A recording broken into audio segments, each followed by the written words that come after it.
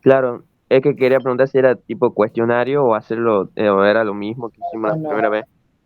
no va a ser tipo cuestionario. Tiene que hacerlo al diseño, Claro, ¿sí? En el parcial puede ser que tenga, ¿cómo se llama? En el parcial puede ser que le dé, le muestre, por ejemplo, un organigrama y le haga preguntas sobre el diseño de ese organigrama. Porque el tema del parcial, por los tiempos, ahí va a ser distinto, pero en la defensa son casos, son situaciones que se les va a dar para que ustedes hagan el diseño, y sacar la foto y después subirla, o generar el archivo si va a trabajar con, o ya sea con Word o con algún otro software que ahora han aparecido que facilitan el diseño del organigrama. ¿Sí? Ahí respondo su pregunta. sí, profe. Bien. ¿Alguien más quiere preguntar algo? Gonzalo Zárate, ¿está? No. Bueno, de ustedes de la K6, a salvo un solo alumno, ha subido la actividad E de diseño de organigrama. Lo tienen que hacer, ¿no? La tienen que subir. Así que por favor traten de hacerla y si la pueden hacer antes de que rindan el parcial, que es ustedes la K6, que es el día 3 de diciembre, que es el viernes que viene, ¿sí? Para que yo tenga tiempo de hacerle la devolución, que le sirva también como repaso. ¿Estamos? Sí, profe.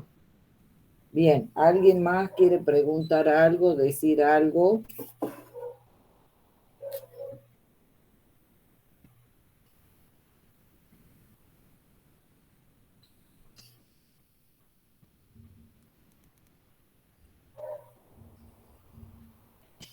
Por lo visto, nada. Bueno, ya saben, hoy tenemos la última clase. Los temas que vamos a ver hoy, ustedes ya tienen en el aula de Classroom de Google, tienen el material y junto con el material de clase hay una serie de preguntas. Ustedes la tienen que responder y lo guardan, o sea, lo separan. No tienen que subir ningún archivo. Este, y ahí les he puesto en una determinada fecha, que si no me equivoco va a ir desde el día 13 al 23 de diciembre. Yo les voy a habilitar un cuestionario ahí en el aula de Classroom de Google para que ustedes ingresen en forma individual y contesten preguntas sobre las mismas actividades, o sea, sobre las mismas respuestas que han obtenido de acuerdo a los temas que vemos hoy. Entonces de ahí le voy a sacar para hacerle una evaluación y va a ser por cuestionario, pero sean ordenados en el sentido, las transparencias que vamos a ver hoy tienen sonido, tienen un audio, así que ustedes, yo les voy a explicar ahora los temas, después ustedes la leen a las transparencias y escuchan el audio.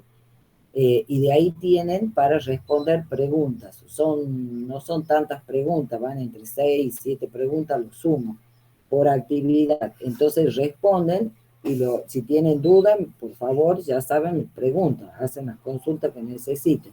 Reservan esas respuestas porque sobre esas después van a contestar el cuestionario en ese tiempo que lo van a tener habilitado. Y de ahí vamos a obtener la nota para esos temas. ¿Sí? Y después los otros temas que vamos a ver hoy es diagrama de Gantt y punto de equilibrio. ¿Sí? Que son técnicas nada más para trabajar, y hay que aprenderlas. Y también sobre eso tienen unas actividades, hay una actividad para trabajar sobre estos dos temas. ¿Se entiende lo que digo? Sí, profe. Bien. Yo ahora la voy a apagar a la cámara porque tengo un montón de archivos abiertos, y se pone pesada la máquina, como para aliviarlo un poco y empezamos. Si alguien necesita preguntar o consultar, por favor, lo hace. O quiere aportar algo, bienvenido sea. Bien, vamos a continuar con el tema, lo que es lo que se denomina, ¿se ve bien ahí? Bien, el tema de la unidad 5 es inventar y reinventar organizaciones. Cuando uno habla de inventar y reinventar organizaciones, hay que partir del concepto de que toda empresa nueva que nace se la inventa, ¿sí? Y este título está sacado de uno de los capítulos que tiene el libro de Stoner, que ustedes lo tienen ahí en el repositorio que dice libros en el aula de Classroom de Google. Entonces, cuando hablamos de inventar organizaciones, es una organización que nace, que aparece en el mercado. Pero toda empresa nace siempre como pequeña empresa. Recordemos nosotros que una pequeña empresa tiene entre 5 y 20 empleados. Y a partir de ahí empieza a crecer mientras aplica las estrategias, la competencia, por ejemplo, trabaja con algunas herramientas como el modelo de las 5 fuerzas de Porter. Recuerden ustedes que se incorpora la tecnología de comunicación e información, eso ya le está dando de por sí ventaja competitiva con respecto a sus competidores. Entonces, a partir de ahí, y tengamos también presente que una organización es un sistema abierto, por lo tanto es una cosa dinámica y va a ir creciendo en el tiempo. Por eso se llama el inventar, aparece el término ese. Y luego dice, y reinventar las organizaciones. ¿Qué significa el reinventar? Reinventar significa que la organización ya existe, pero debido justamente a los cambios que le impone el entorno y que además debe mantenerse competitiva, buenos días al alumno que se ha unido. Entonces tiene que mantenerse competitiva en ese mercado, tiene que seguir existiendo, entonces se tiene que reinventar. Y ustedes ya han visto varios casos por ejemplo, cuando han visto los sistemas de información, el Loudon empieza con un caso si se acuerdan ustedes, del estadio de los Yankees, ¿sí? El estadio de los Yankees, recuerden ustedes que ya los costos fijos que tenían eran muy altos porque no tenía clientes, o sea, no tenía clientes, ¿sí? O sea, no tenía gente digamos, que estaba adherido al club. Entonces, ahí hacen un rediseño. Siempre el rediseñar tiene que ver con el reinventar. Reinventar es decir, o por ejemplo, hacer una innovación de un producto nuevo. Eso también implica reinventarse la organización para poder seguir existiendo en el mercado. Ahora la cuestión, digamos, nos tenemos que dar cuenta que tanto que se invente una organización como o que se deba reinventar, siempre va a ser personas que la van a hacer, va a ser recursos, o sea, recursos humanos, que pueden estar dentro de la organización o fuera de la organización. O sea, suponiendo que la organización ya existe, la va a reinventar a alguien que está dentro. Si es una organización que se tiene que crear, ahí aparece lo que Stoner habla del emprendedor. Y todos hemos escuchado a este momento de nuestras vidas los emprendedores. Es decir, son personas que que se dedican o que crean una nueva empresa. Por eso dice inventar, crean una nueva empresa. ¿Qué es lo que hacen? Este, También generan una organización nueva para la empresa. Y cuando hablamos de una organización nueva, ¿sí? Podemos decir que está dentro de la empresa y crea.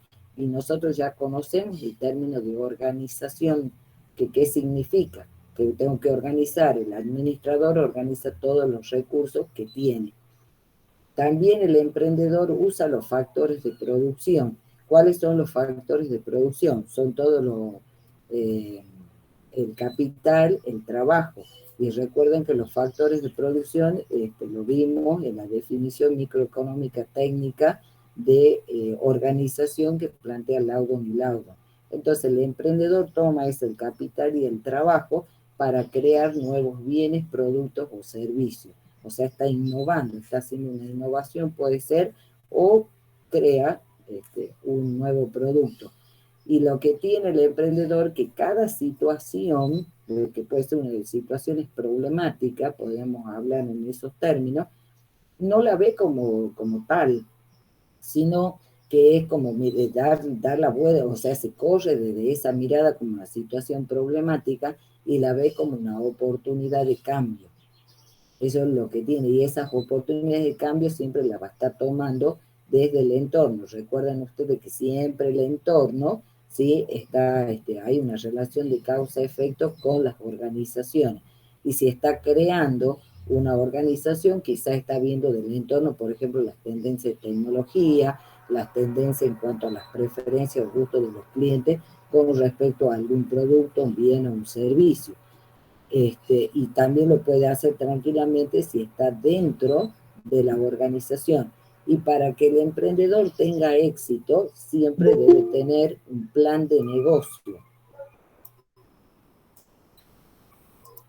Buenos días. Siempre tiene que tener un plan de negocio. Ese plan de negocio no es nada más que un documento, y es un plan, ¿sí?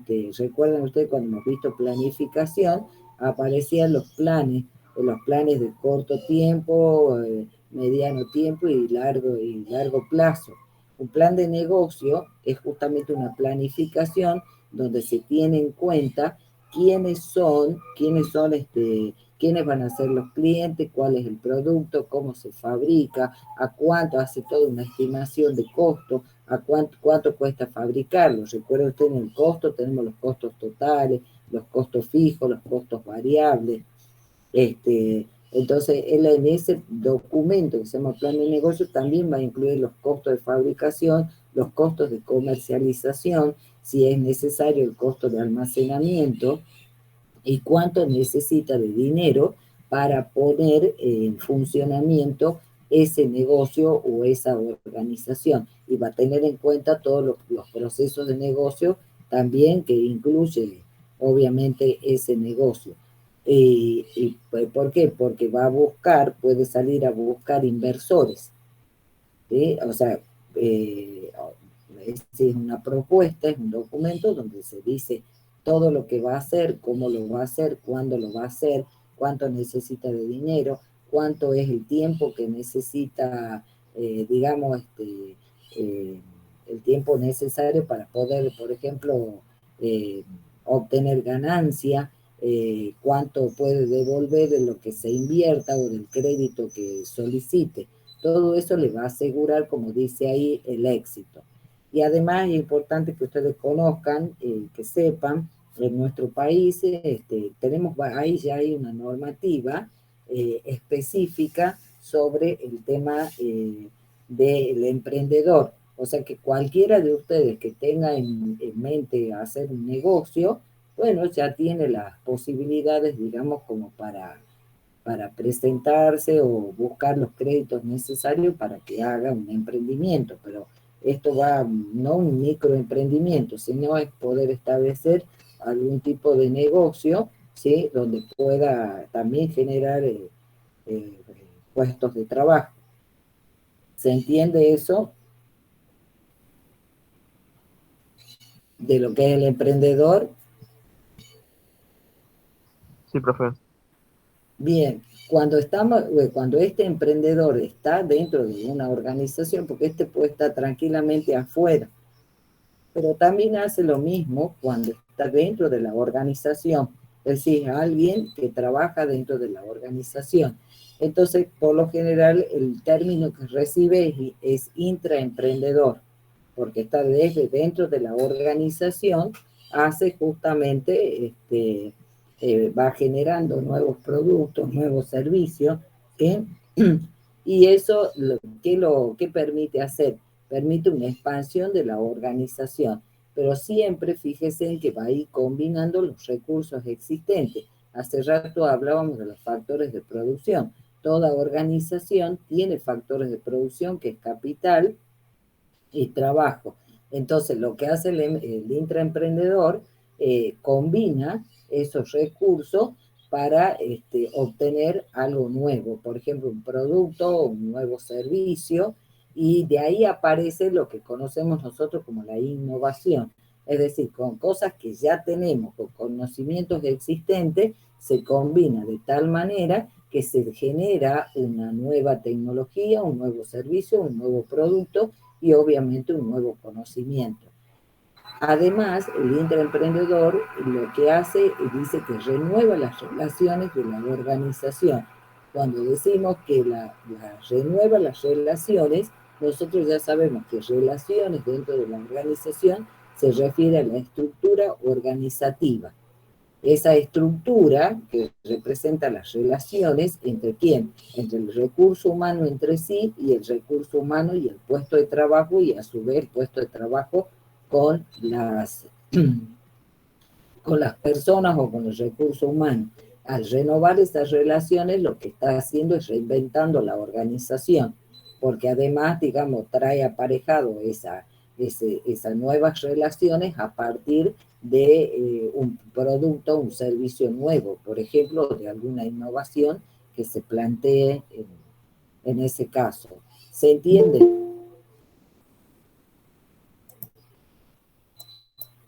¿Quieren profe. preguntar algo? ¿Mm? Perdón.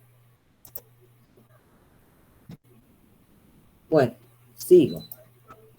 Cualquier cosa que quieran preguntar o aportar, por favor.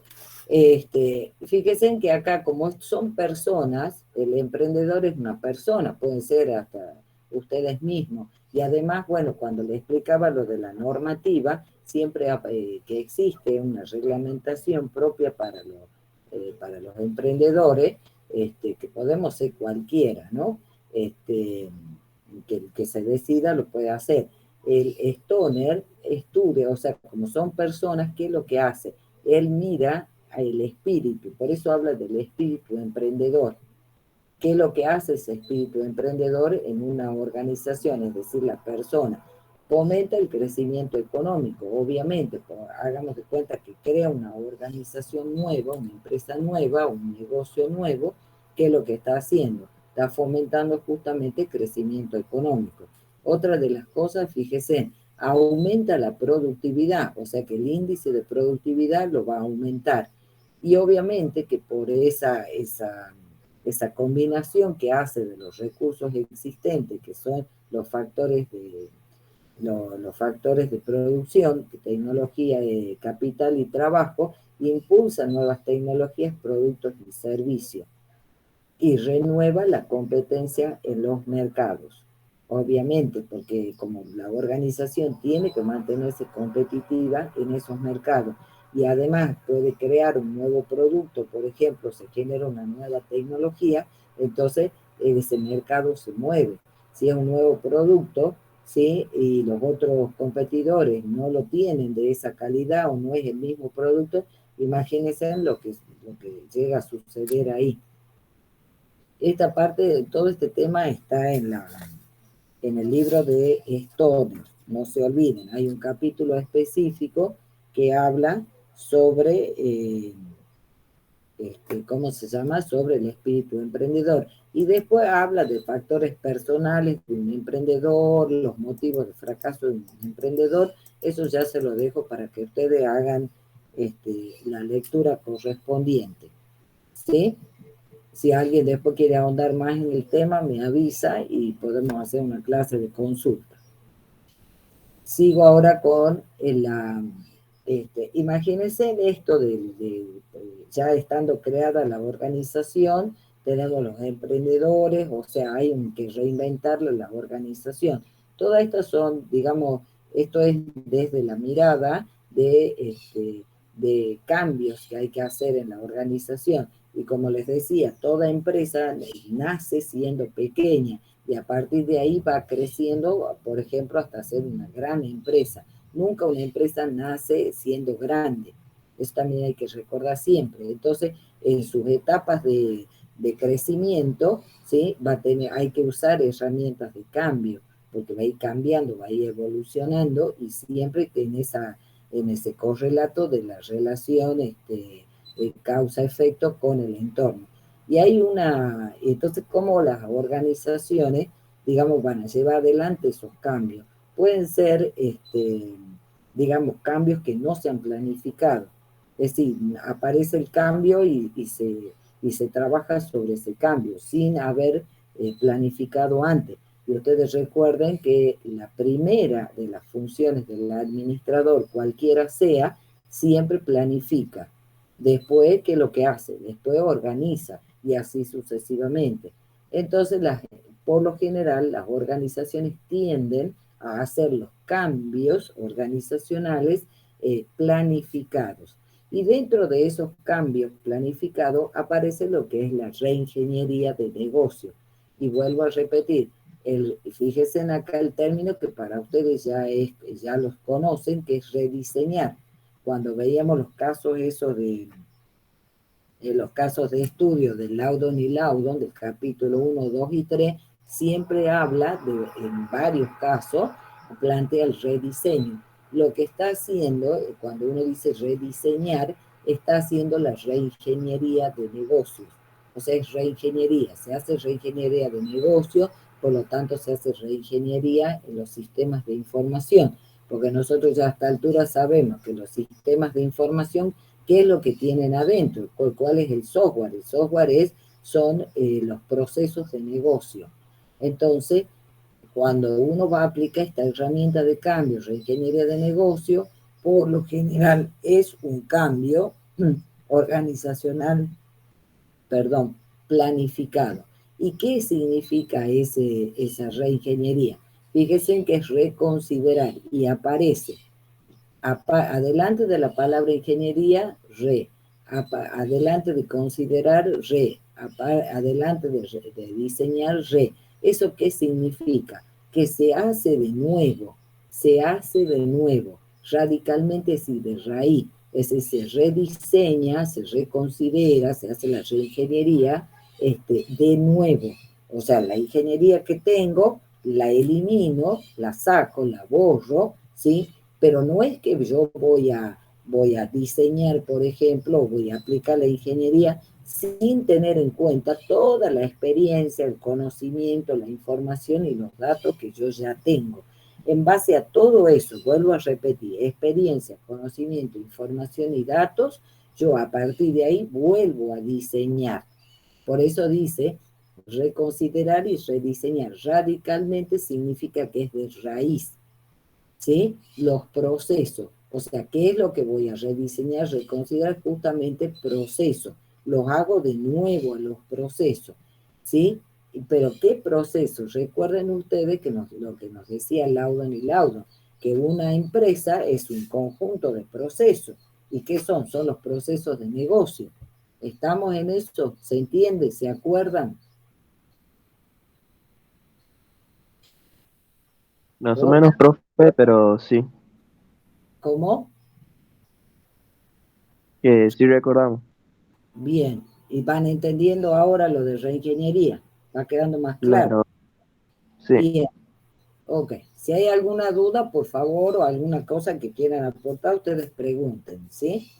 Entonces, de todo ese conjunto de procesos de negocio que tiene la organización, se va a tener en cuenta los procesos que crean valor para los clientes. Ahí es donde se va a poner el foco para hacer los rediseños. Y se va a tener en cuenta de cada uno de esos procesos, fíjese, la velocidad que tiene ese proceso para ejecutarse, la calidad del servicio y obviamente los costos fijos. Todo eso para mantener la ventaja competitiva. Siempre tengo que ver de mantener una ventaja competitiva en el mercado con respecto a mis competidores. ¿Y por qué es eso? Es decir, si hay un mercado que hay 15.000 clientes y yo atiendo 10.000 clientes y mi competencia atiende 5.000, ¿sí? Bueno, obviamente que tengo una ventaja competitiva, pero la tengo que mantener y en lo posible aumentarla.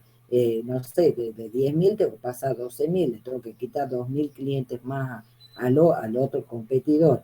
A eso se refiere. Entonces, La reingeniería de negocios o la reingeniería, su significado es reconsiderar y rediseñar de raíz todos los procesos de negocio mediante los cuales se va a crear valor para el cliente, teniendo en cuenta qué cosa de ese proceso, la velocidad, recuerden, la calidad del servicio y los costos fijos para mantener siempre la ventaja competitiva.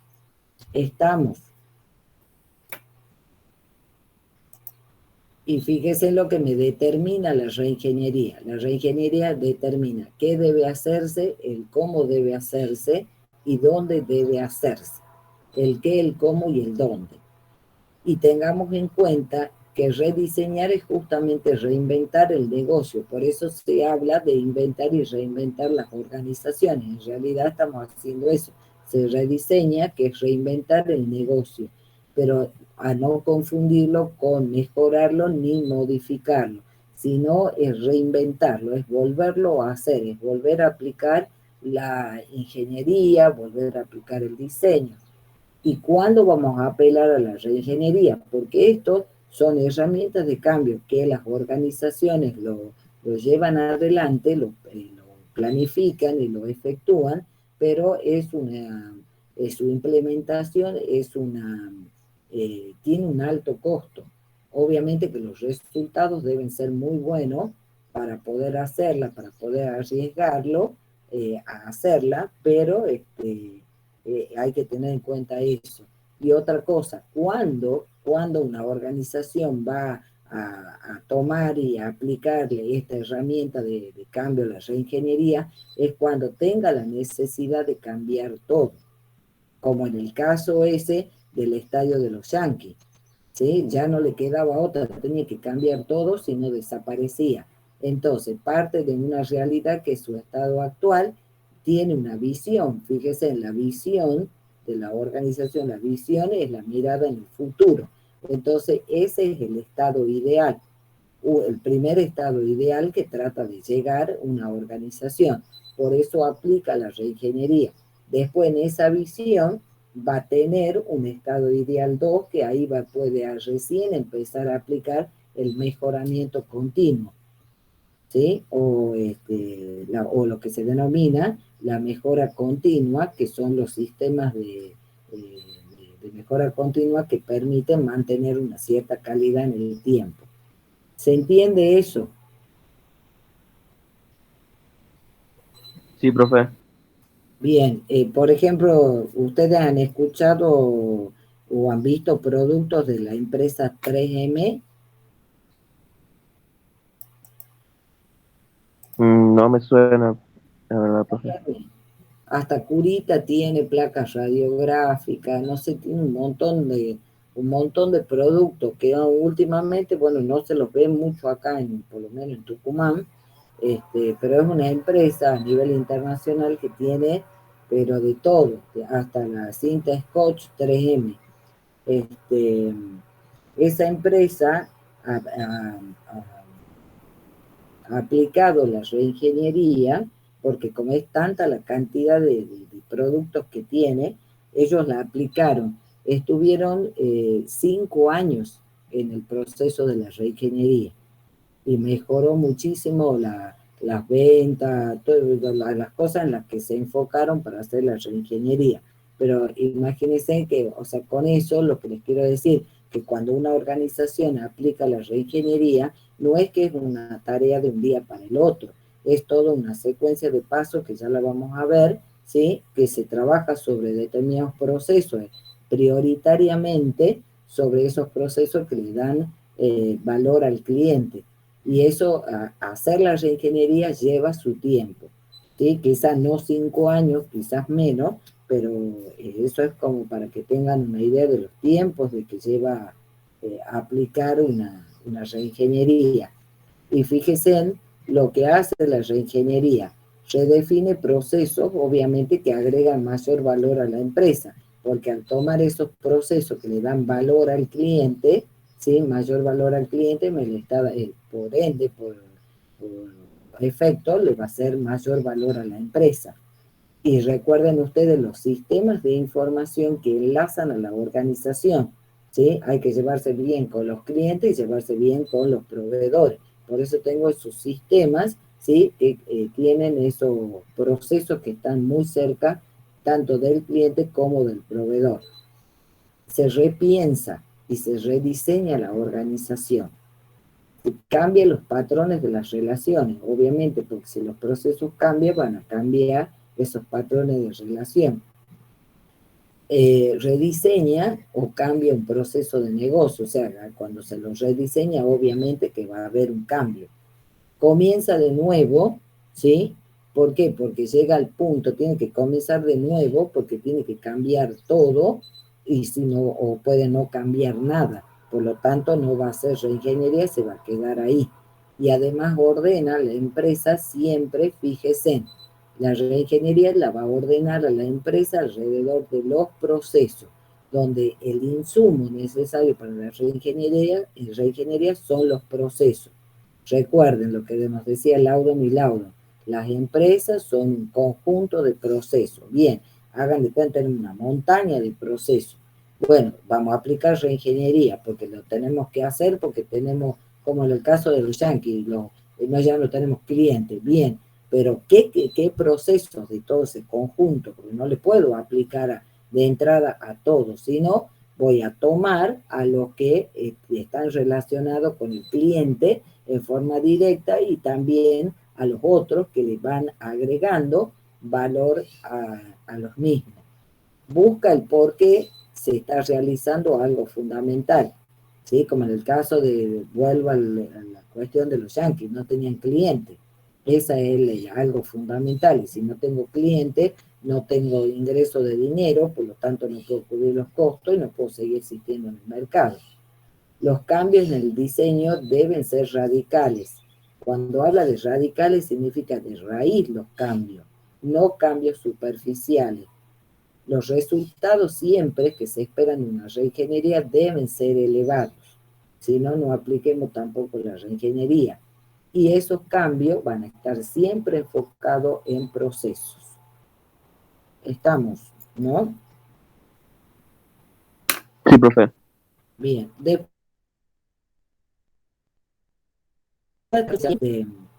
En, ¿cómo se llama? En el Classroom de Google, y todas tienen audio, después ustedes las escuchan. Fíjense, este es un ejemplo de una empresa, creo que esta de la provincia de Buenos Aires, es una empresa que hacía mayonesa. Entonces ellos aplicaron la reingeniería. ¿Por qué? Porque ellos querían aumentar las características y la calidad del producto.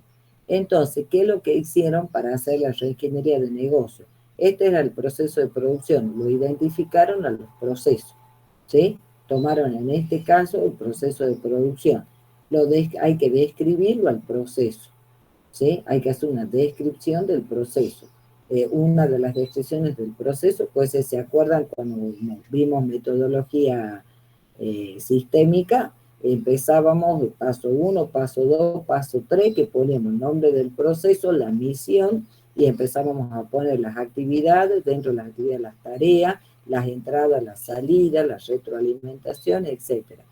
Y cuando y en esa descripción del proceso hay que tener en cuenta las materias primas, por ejemplo en este caso, el recurso humano, toda la maquinaria y los equipos que utiliza ese proceso, y el método de trabajo. El método de trabajo es cómo se hacen, recuerden ustedes que tenemos actividades, ¿sí? Conjuntos de actividades que han dado lugar a la creación de las áreas funcionales. ¿Recuerdan eso? Entonces, hay funciones o actividades que son propias de cada una, por ejemplo, de la parte del proceso de producción, después de la parte de ventas, de la parte de comercialización, de la parte de finanzas y contabilidad. Entonces, en los métodos de trabajo hay que tener en cuenta, se miden los tiempos, ¿sí? Aquí vienen los procesos de medición. Se miden los tiempos en que se realiza cada tarea dentro de las actividades del proceso, se ve el perfil del recurso humano, el perfil del puesto de trabajo, ¿sí? Cuáles son justamente las máquinas, los equipos y los tiempos que se trabaja y que se utiliza para cada actividad y para cada tarea. Y obviamente en la medición también va a ir lo que es la velocidad, los costos fijos y lo que habíamos dicho al primero, que eran tres variables: la velocidad, los costos fijos y la calidad del servicio, también se va a medir acá, además de todas las otras cosas que se necesita del proceso. Y recién se va a hacer el rediseño del proceso, ¿sí? Por eso, cuando va a rediseñar, va a hacer ese cambio de raíz. Por eso yo les decía, no es que viene a rediseñar sin tener la experiencia, el conocimiento, la información y los datos del proceso, digamos, que está funcionando. Siempre voy a tomar eso y a partir de eso voy a rediseñar de raíz el nuevo proceso. ¿Se entiende eso, no? Sí, profe. Bien. Y fíjense, aquí también los pasos, ¿ven? Miren todo lo que hay que hacer.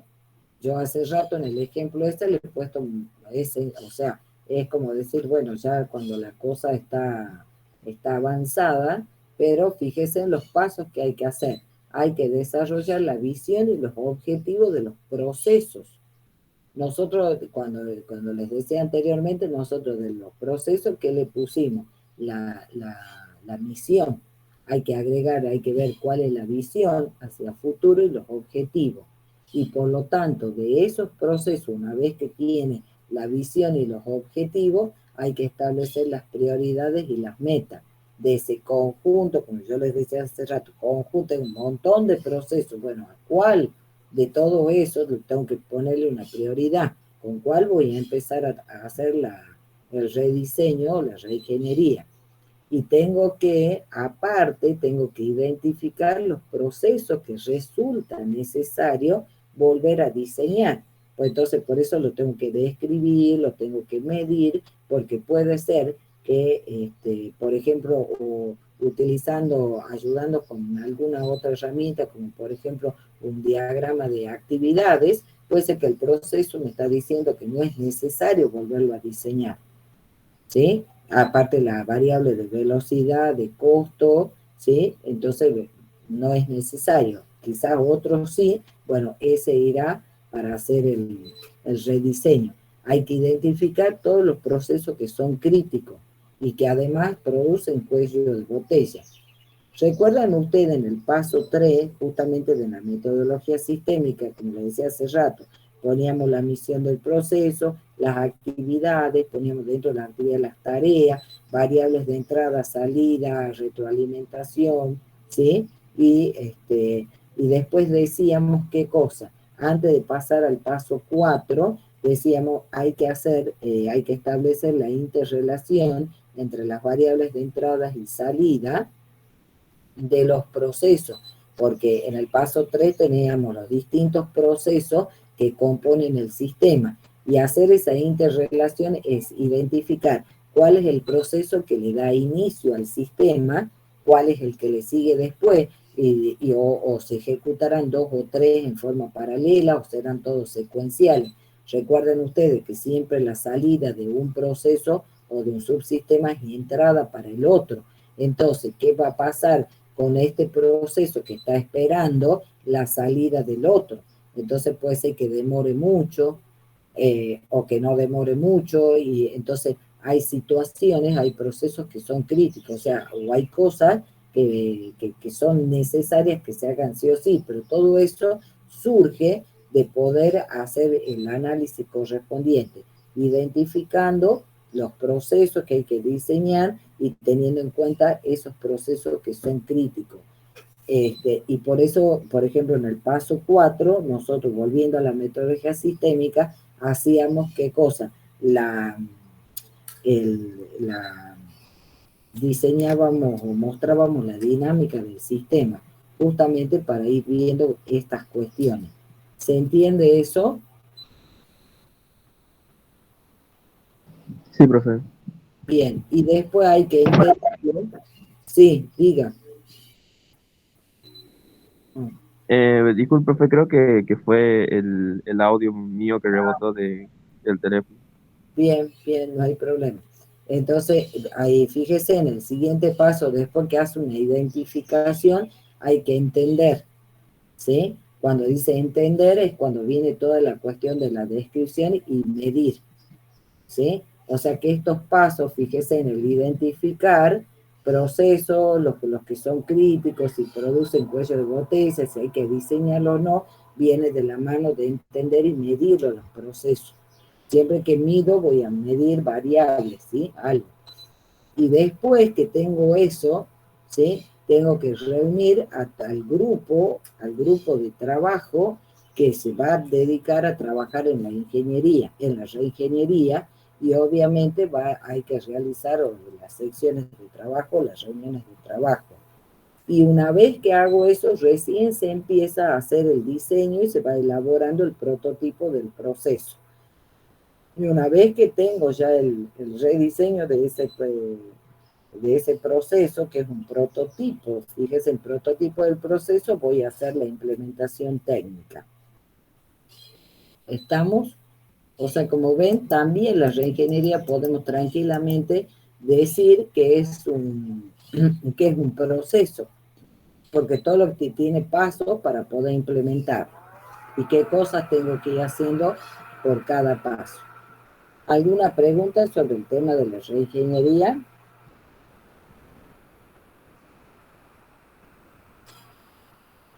Profe, en el parcial puede ser que nos den, por ejemplo, un tema de esto, nos den una empresa y nos den, por ejemplo, una forma de implementar todo esto, o sea, de Eh, cómo implementaríamos todo esto o algo claro, así. o sea, yo le voy a hacer preguntas más bien conceptuales y después usted tiene más parte de la parte, digamos, de cómo se implementa en la práctica de los casos de estudio de Laudan y Laudan.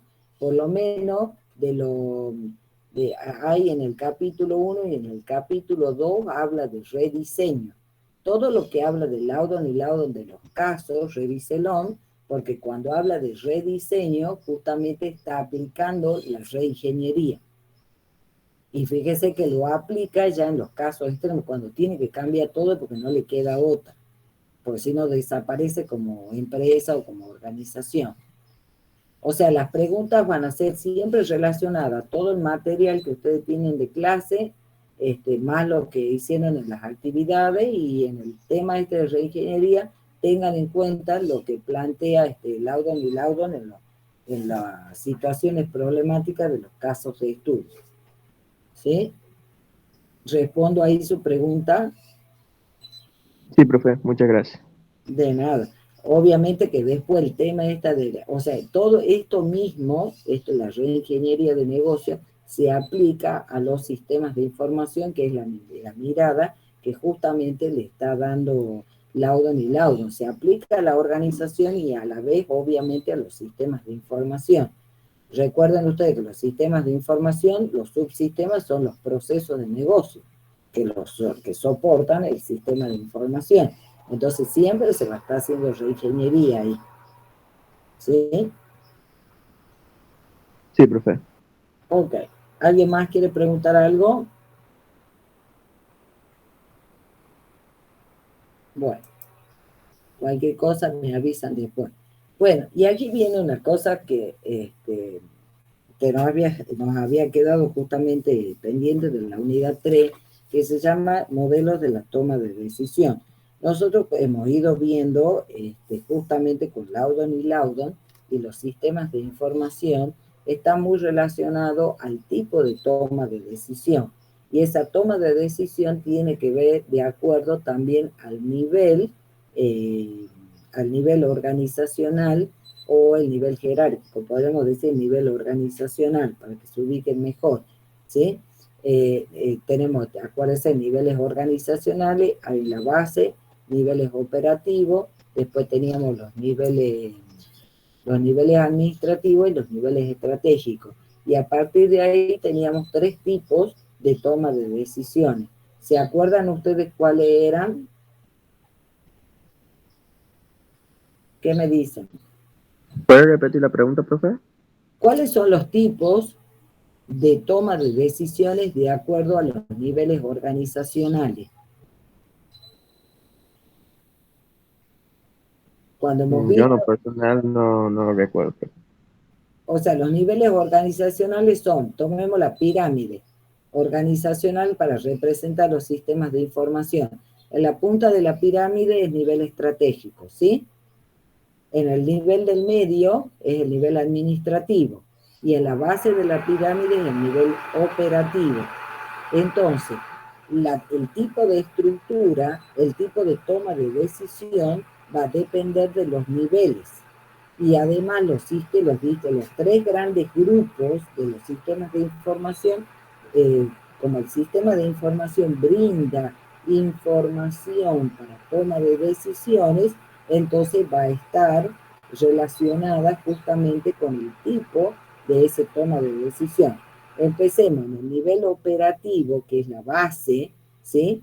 Es, ¿cómo se llama? El tipo de estructura, el tipo de toma de decisión estructurada, porque a problema conocido, solución conocida, ¿sí? Y podríamos decir que también lo dijimos, un procedimiento es la solución a un problema. Ya está el problema conocido, la solución conocida. Si nosotros trasladamos de esa pirámide organizacional que representa los sistemas de información a un organigrama donde tengo puestos de trabajo, el nivel operativo es divisiones y secciones. ¿Se entiende eso, no? Hola. Creo que sí, profe. Bien. ¿Y el resto qué me dice?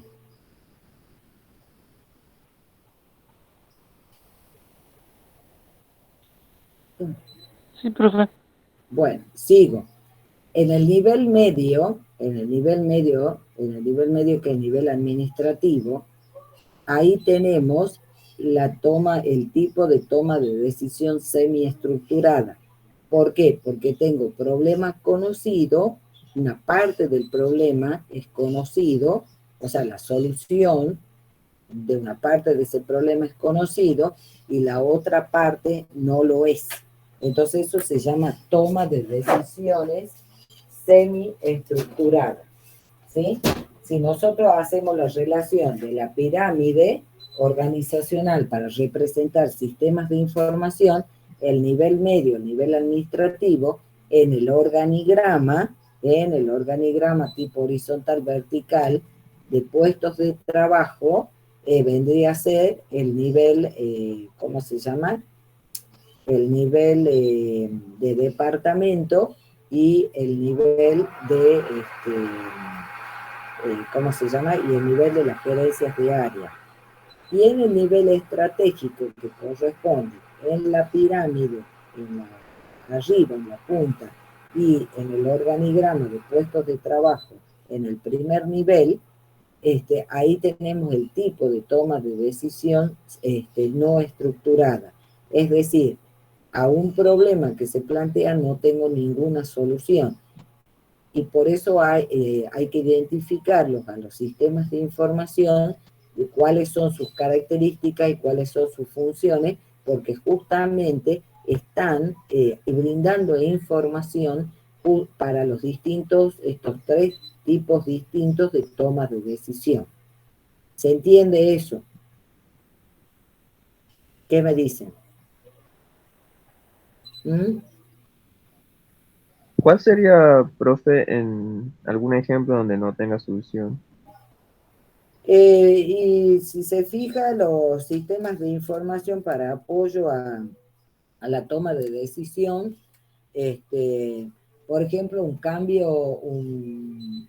una tendencia de un cambio de tecnología, ¿sí? O por ejemplo, vamos a un problema más concreto y puntual, el tema de la pandemia y después cuando entramos en cuarentena, ¿sí? Al entrar en cuarentena, así, ¿cómo resolvemos ese tema? ¿Sí? ¿Cómo resolvemos ese tema?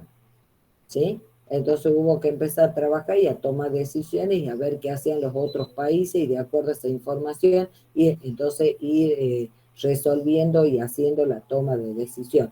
Es un problema que no se le conoce la solución. Otra situación puede ser, por ejemplo, el valor del dólar, ¿sí? El valor del dólar y la situación económica y política del país.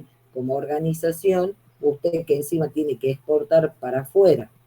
Entonces, ¿cómo va a ir resolviendo? No sabe cómo, quizá tiene antecedentes de situaciones anteriores, pero no al extremo de lo que se vive hoy en día.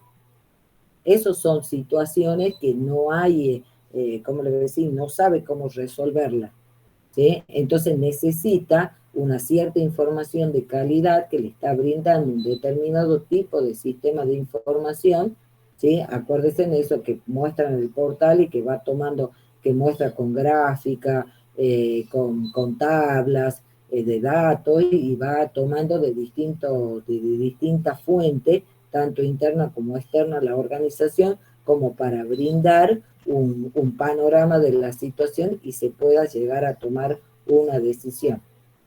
Esos son problemas, digamos así, digamos, un tipo acá, cuando uno tiene que hacer una toma de decisión no estructural, porque no sabe qué va a pasar. Y en nuestra vida diaria hay momentos dados de nuestra vida que tenemos situaciones así, que se nos presenta un problema y que no sabemos. No sabemos, nunca nos pasó eso y no podemos resolverlo, ¿sí? Entonces hay que preguntar, hay que buscar, hay que pensar o hay que ir viendo y evaluando las distintas situaciones. Esa es la no estructurada, ¿sí? ¿Estamos? ¿Se entiende eso? Sí, profe, muchas gracias. De nada. Bien, obviamente que existen modelos de tomas de decisión dentro de las organizaciones. Lo que se conoce desde la ciencia de la administración, que hay 3 modelos. Pueden haber 3 modelos de toma de decisión en una organización. Fíjense, se denominan racional o económico, racionalidad limitada, y el otro es el cubo de basura. El racional o económico. El racional habla de razón, ¿sí? Lo mismo que la racionalidad, de razón. Racional o económico. ¿Por qué dice esto? Fíjense que estos son, como decir, 3 parámetros por los cuales uno puede diferenciar un modelo de otro. La información. En el racional económico es perfecta. Cuando se dice que es perfecta la información, es que tiene certidumbre al 100%. O sea que no hay incertidumbre. Y esa información, ¿por qué los sistemas de información recuerden cuál es la salida? La salida, una de la función salida es justamente la información. Entregan los sistemas de información perfecta. Y además dice sin costo, es decir, que no tiene un costo alto, o sea, costo tiene, pero no es un costo que se deba considerar por obtener esa información perfecta. En el otro modelo, racionalidad limitada, fíjese en que es con incertidumbre y costos de información. ¿Por qué con incertidumbre? Porque, o sea, no es una información certera al 100% y encima tiene un costo para conseguirla. Y en el cubo de basura lleva ese nombre porque es lo mismo que cuando uno abre un tacho de basura. Ahí encontramos de todo en la basura. Entonces, esto es lo que pasa en este modelo de toma de decisión. Hay metas ambiguas y encima conflictivas. Otra de los parámetros para poder, digamos, entenderlo estos modelos es el proceso. En el racional o económico es un proceso secuencial lógico. Fíjense, ahí lo tienen numerado del 1 al 6. Se identifica el problema, se establecen las metas, se relevan datos, se hace un planteo de alternativas o de soluciones y se va a evaluar esas opciones. ¿Sí? Sí hay que tener en cuenta la relación de costo-beneficio, se verá cuál es la situación a resolver y luego se implementa esa decisión.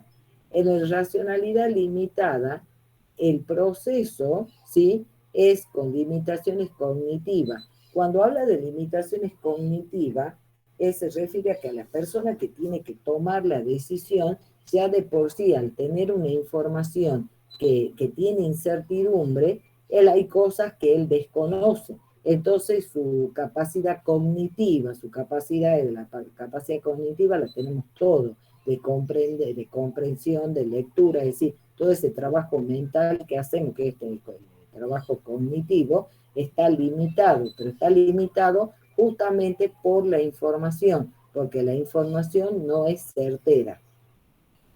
Además viene por la afectación, o sea que cuando se hacen esa toma de decisiones ahí, se afectan factores personales, ¿sí? Porque como es una decisión que está limitada por limitaciones, por falta de información, va a afectar factores personales de los otros, ¿sí? Y también de la persona, obviamente, que toma la decisión y obviamente que puede afectar a los externos. Y en los externos, acuérdense, tenemos los proveedores, tenemos los clientes y los competidores, ¿sí? Acuérdense que con los competidores por ahí armamos las redes de conocimiento con los competidores. Y obviamente en ese proceso está restringido siempre por las limitaciones. Eso es lo que es el modelo ese de racionalidad limitada. O sea que tampoco tiene un proceso secuencial lógico para poder hacer la toma de decisiones. Y el cubo de basura, fíjese, en el cubo de basura es no lineal, por lo menos racionalidad limitada es lineal. ¿Sí? Es como una línea, se hace una cosa, después se hace la otra, pero siempre hay una afectación ahí. Y después se afrontan decisiones múltiples en el cubo de basura. Hay una participación fluida donde todos participan, todos los que tienen que participar, participan. Pero hay un problema aquí, que los problemas con las soluciones, los participantes y todas las oportunidades que se tienen se entrecruzan. Y cuando habla de oportunidades, si ustedes recuerdan el modelo de las 5 fuerzas, ¿sí? Esas 5 fuerzas es donde están mostrando las oportunidades también que se tienen en el mercado. ¿Y qué es lo que pasa? Aquí se mezcla todo, problemas, soluciones, participantes, oportunidades. Y si uno lo va a analizar desde el parámetro del resultado, fíjense, empecemos con el cubo de basura. Hay soluciones sin problemas, o sea, tengo una solución para un problema que no existe. Y después tengo un problema que no tengo una solución.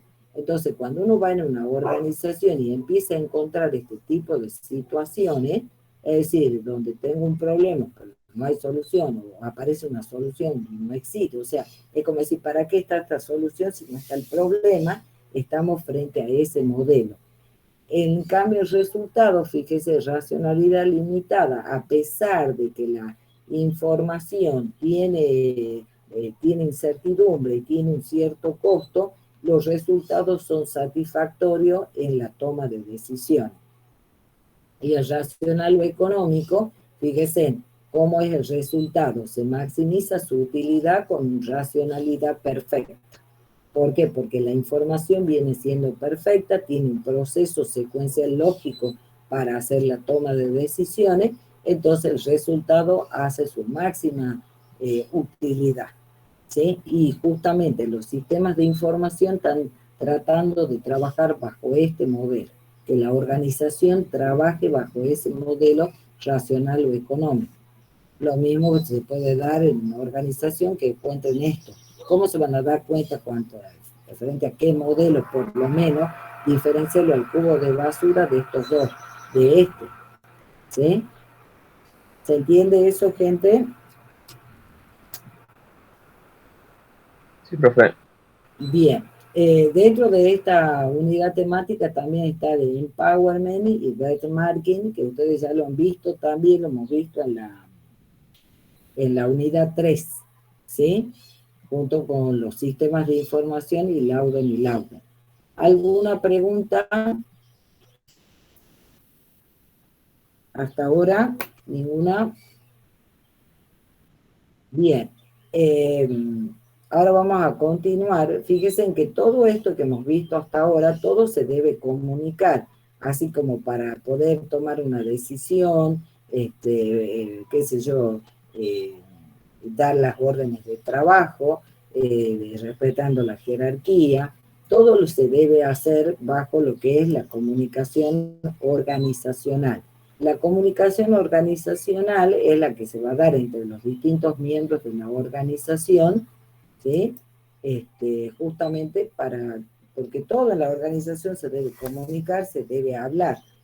Y fíjese en que la función básica que tiene la comunicación se informa justamente para el trabajo satisfactorio. Por eso los modelos de las tomas de decisión van a hablar mucho sobre el tema de la comunicación organizacional. Y sería desde el punto de vista de este estudio de lo que es la comunicación organizacional como función básica que debe informar para el trabajo satisfactorio, es decir, se debe emitir una orden de trabajo, se comunica la orden de trabajo, la persona que las tiene que realizar y después ellos tienen que comunicar que ya lo efectuaron y que además hay que, recuerden los índices de productividad, eficiencia, eficacia, también,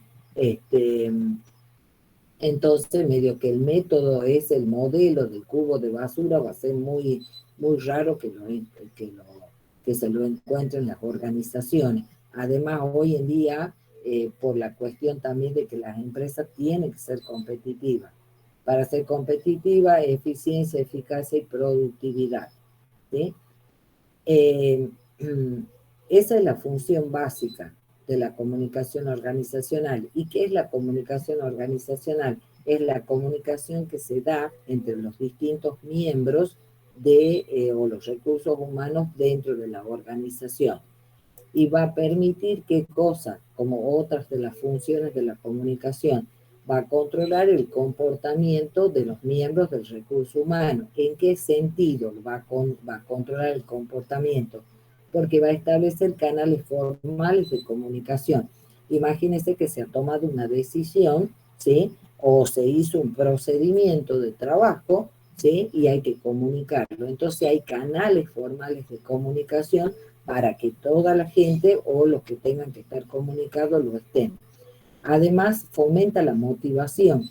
¿Por qué fomenta la motivación? Porque está indicando la comunicación, qué debe hacerse, cómo se lo debe hacer y cómo mejorarlo. O sea, está indicando todas estas cuestiones, el qué debe, el cómo hacerlo y cómo mejorarlo.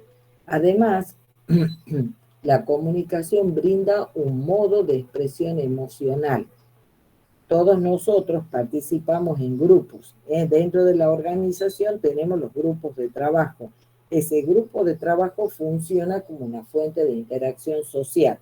Ahora le pregunto a ustedes, en sus grupos de trabajo, ¿sí? Para la materia esta, ¿qué han sentido?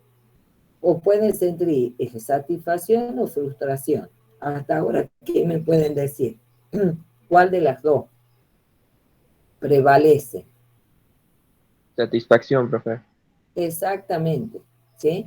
Porque se juntan para hacer los trabajos y tienen esa interacción y además le permite esa expresión emocional.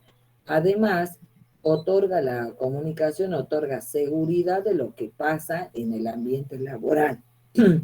Justamente porque da a conocer los procesos, ¿sí? Los procesos, los procedimientos, todos los datos y fíjese las decisiones que se toman, ¿sí? Y a partir de esas decisiones, las acciones y las estrategias, etcétera, o los niveles de eficiencia, de eficacia, de productividad, la reingeniería, ¿sí?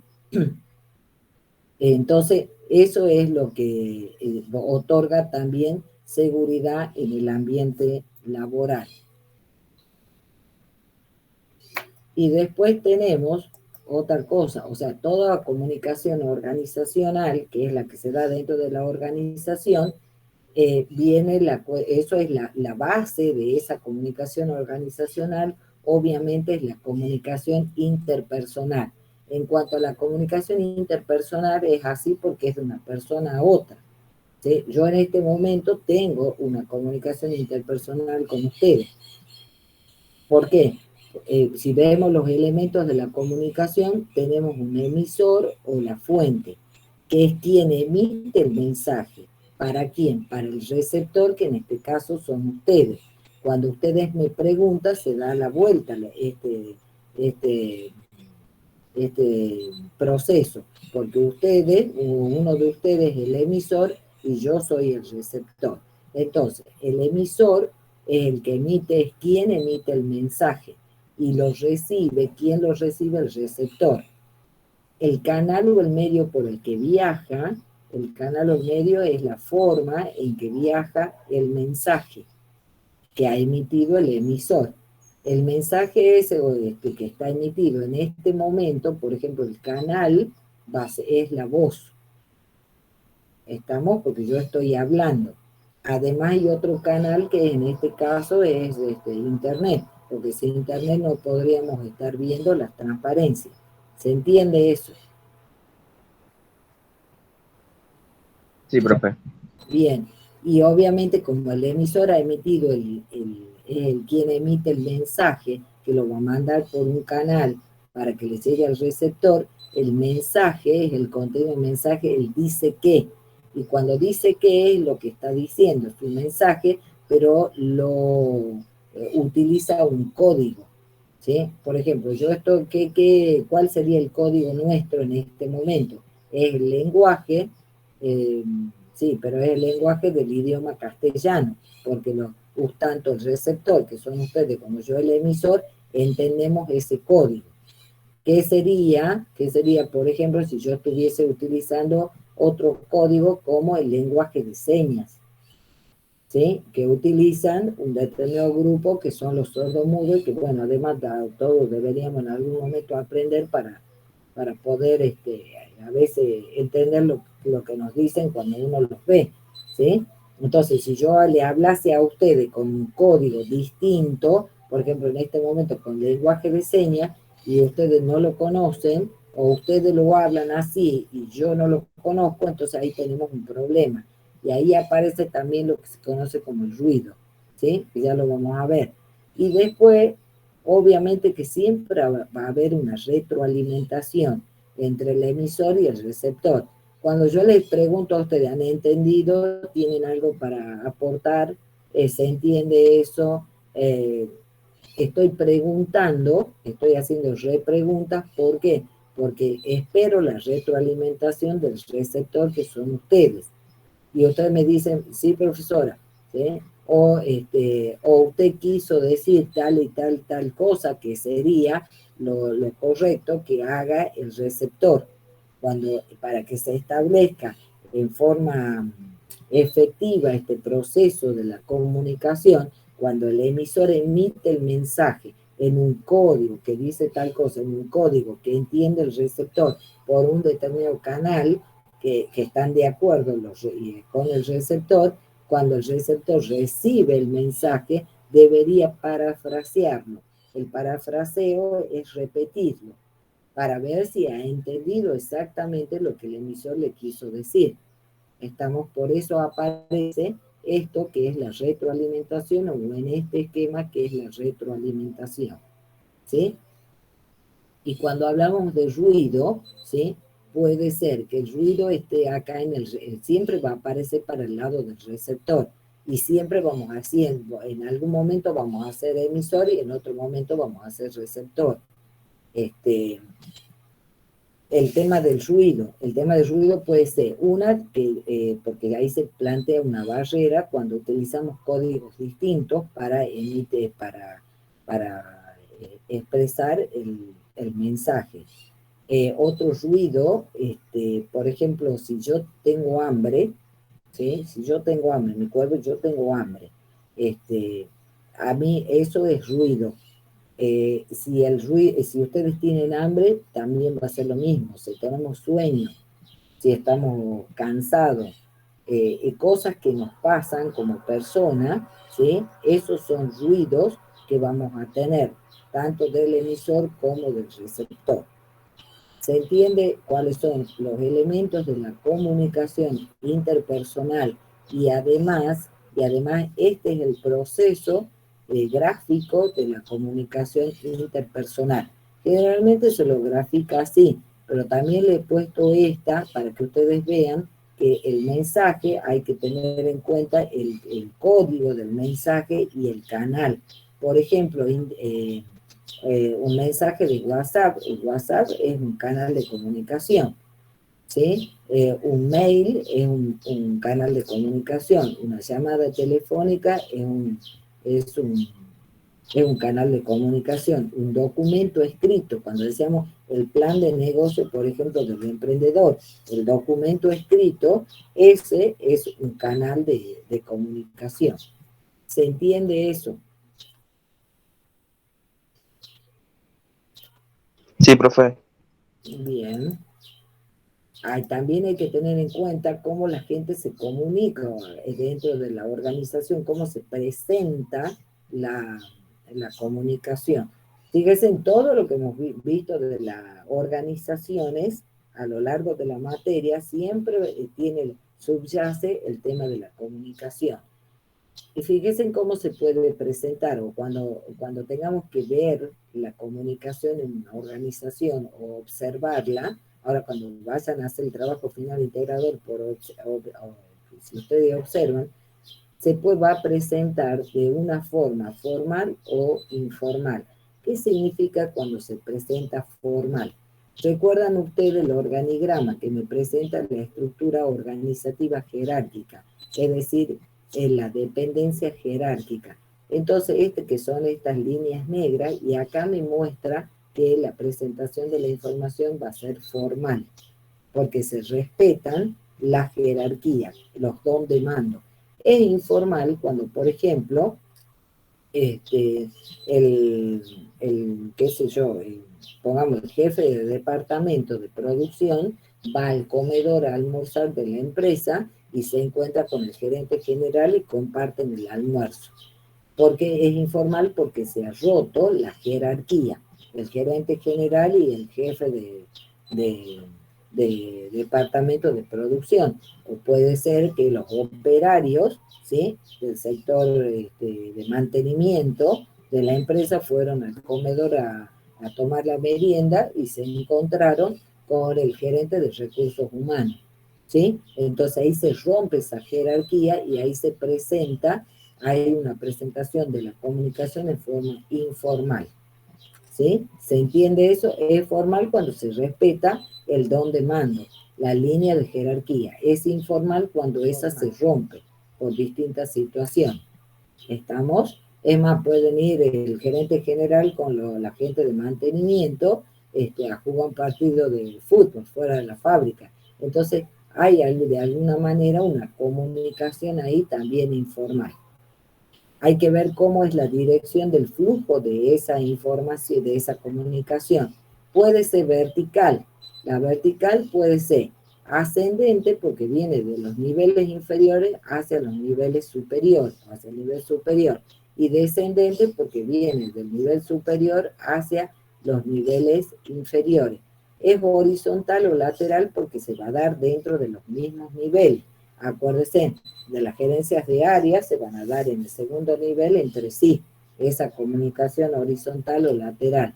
La diagonal es cuando, por ejemplo, desde el nivel de divisiones se cruza en forma diagonal con una gerencia de área.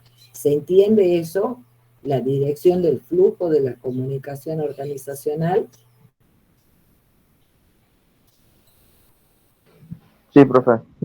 O sea, es en forma diagonal. Hagan de cuenta, tienen el organigrama y tracen una diagonal de izquierda a derecha, de derecha a izquierda, y entonces así se da. Se entrecruzan los distintos puestos de los distintos niveles, pero en forma diagonal. Y la estructura de la comunicación, verbal o no verbal. Verbal obviamente, ya entendemos, estamos hablando, usamos la voz.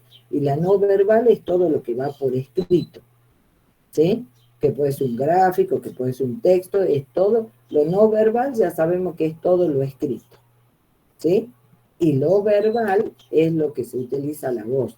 Y ahí en lo no verbal, aparte de lo escrito, puede haber otra, como señas. Por ejemplo, no sé si ustedes han visto alguna vez en una obra en construcción, las grúas, o en la calle, ¿han visto alguna vez una grúa que esté funcionando, que un operador está arriba? Y si ustedes alguna vez lo observan, él hace señas con las manos, unas determinadas señas que le hace al otro operador que está en el suelo, que está allá abajo, ¿sí? Y él también le hace señas, ellos se comunican a través de señas, ¿sí? Porque la grúa tiene que mover cosas, y levantar de un lado, poner en el otro, o a distintas alturas. Entonces ellos tienen una estructura de comunicación no verbal. ¿Se entiende eso, no?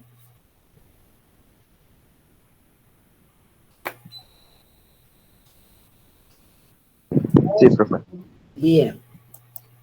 Ya nos falta poco, ya terminamos. Fíjense en que así también como hay modelos de toma de decisiones en la organización, también existen los modelos de redes de comunicación organizacional.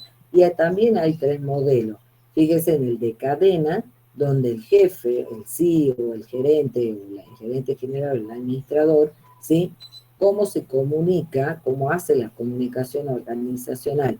Manda a sus subordinados, se comunica a través de los subordinados inmediatos superior, a su vez ellos con los que le siguen, ¿sí? Fíjese cómo es esa comunicación. No hay comunicación, o sea, el flujo de esta comunicación es vertical, en forma ascendente y descendente. El de rueda, el jefe, el gerente general o el administrador, se comunica en forma individual con cada uno de los, ¿cómo se llama? De sus subordinados, con cada uno, ¿sí? Y es ascendente y descendente. Tampoco hay comunicación entre sí. No hay una comunicación en forma lateral o diagonal, no. Es de aquí, el de rueda, es el jefe directamente con cada uno de los empleados. Y este es el otro modelo de todos los canales. Fíjese en la flecha. Acá tenemos el flujo de comunicación, es ascendente, descendente, la lateral y tenemos la diagonal. ¿Sí? ¿Cómo sabemos, o sea, cómo podemos ver cuál de estos modelos, digamos, poderlos comparar? Estas son las variables, los parámetros. La velocidad, ¿sí? En el modelo de cadena es moderada. Cómo llega la comunicación, cómo se envían los mensajes y cómo se obtiene respuesta. El de rueda es rápido, porque es el jefe con cada uno de los empleados. También es rápido el de todos los canales, ¿sí? La exactitud, tanto en el de cadena como en el de rueda, es alta. En el de todos los canales es moderada. ¿Ustedes alguna vez han jugado al teléfono descompuesto cuando eran chicos?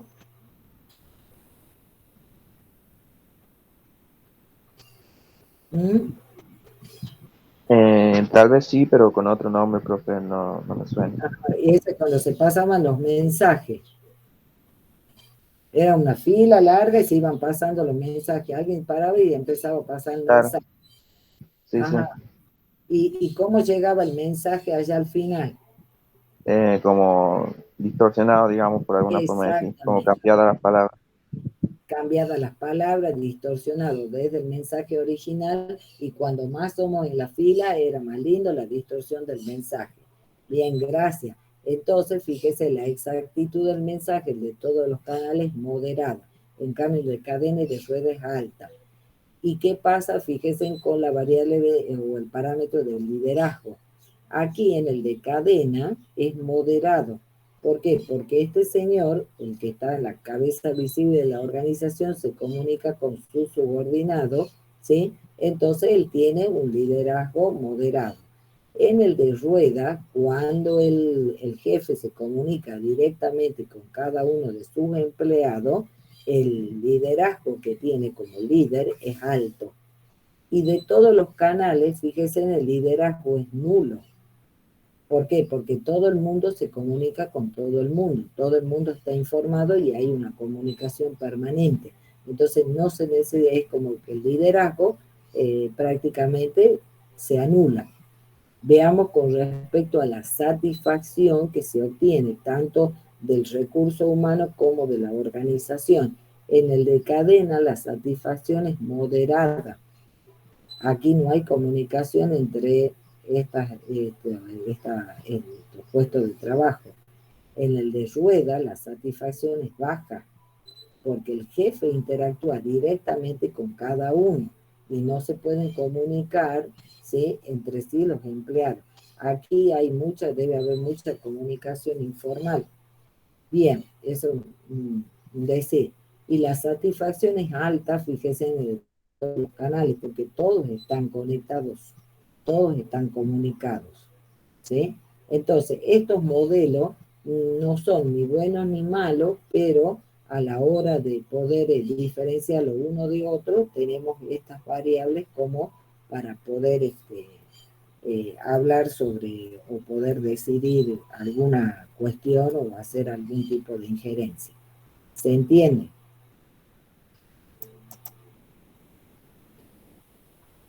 Sí, profe. Bien. Y aparece, por último, en la comunicación dentro de una organización y también en la comunicación, especialmente en la comunicación interpersonal. Si nosotros tenemos, si no tenemos una comunicación efectiva, tanto interpersonal, las organizaciones también pueden llegar a tener ese mismo problema. Por eso se trata dentro de la organización tener comunicación efectiva. Para tener comunicación efectiva ya se ha estudiado y se ha determinado que hay barreras de la comunicación interpersonal.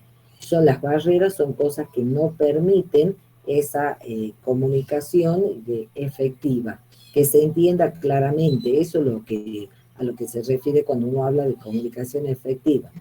¿Cuáles son las barreras? Marco de referencia, ¿sí? Nosotros estamos hablando, por ejemplo, ahora de la materia, ¿sí? Y yo les estoy explicando a ustedes en un determinado contexto y un nivel de profundidad de los temas.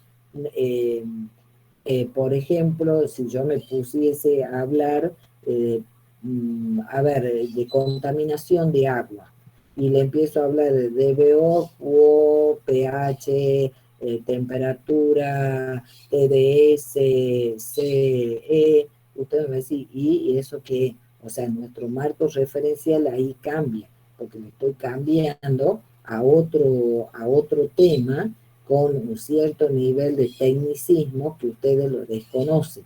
Entonces, los marcos referenciales, cuando hablamos, tanto del emisor como del receptor, deben ser prácticamente, digamos, tenemos que estar de acuerdo en ese marco referencial. Estamos hablando de la materia sistemas y organizaciones, en este momento del tema comunicación organizacional. ¿Sí? Después tenemos el juicio de valor, es otra barrera. ¿Cuántas veces nosotros emitimos un juicio de valor sobre la otra persona? Todos entendemos lo que es un juicio de valor, ¿no? ¿Qué me dicen? ¿Alguien ha hecho un juicio de valor alguna vez?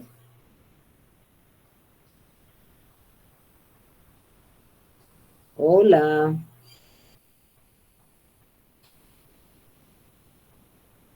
¿Están?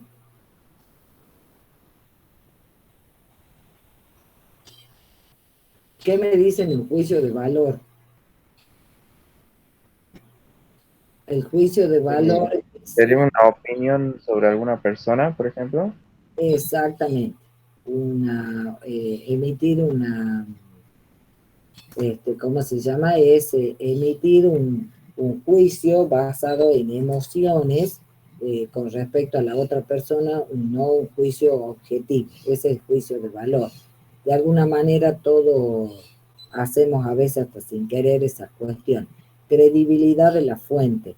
La otra barrera, esa barrera significa que no tengo confianza, que puede ser, no tengo confianza en el receptor o el receptor no tiene confianza en lo que está diciendo el emisor. El filtraje es cuando estoy filtrando información, ¿sí? Para que los otros no se enteren de ciertas cosas. O sea, estoy particionando cuál es la información que voy a dar a conocer. Emociones. Cuando yo estoy enojado, cuando tengo ira, sí, entonces no, esas emociones que son fuertes son barreras para la comunicación. ¿Cuántas veces hemos escuchado que dicen, cuando estés enojado, no hables, no emitas opiniones o no decidas nada? Porque justamente las emociones son barreras. Sobrecarga de información, es decir, estoy mandando o enviando demasiada información al receptor, ¿sí? Que es información que no, de más, que no tiene sentido. Lenguaje interno de grupo.